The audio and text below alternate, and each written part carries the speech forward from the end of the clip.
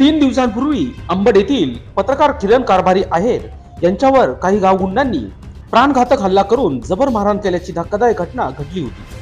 त्याबाबत अंबड सातपूर परिसरातील पत्रकारांनी एकजूट होत अंबड पोलीस ठाण्याचे वरिष्ठ पोलीस निरीक्षक दिलीप ठाकूर यांच्याकडे कारवाईची मागणी केली होती। त्याच अनुषंगाने दिनांक 30 जानेवारी रोजी प्रसार माध्यम पत्रकार संघ यांनी देखील या घटनेबाबत आक्रमक पवित्रा घेतला असून जिल्हाधिकारी नजन शर्मा उपजिल्हाधिकारी यांना निवेदन सादर करून संबंधित आरोपींना तात्काळ अटक करून पत्रकार संरक्षण कायदा अन्वये त्यांच्यावर कठोर कारवाई करण्याची मागणी केली आहे। तसेच पत्रकारांवर वाढते हल्ले बघता प्रशासनाने माननीय सर्वोच्च न्यायालयाने दिलेल्या आदेशाचे काटेकोर पालन करणे गरजेचे आहे, असेही विविध पत्रकार संघटनांकडून मागणी होत आहे। मधले अतिशय क्रियाशील पत्रकार किरण आहेर यांच्यावरती काही गावगुंडांनी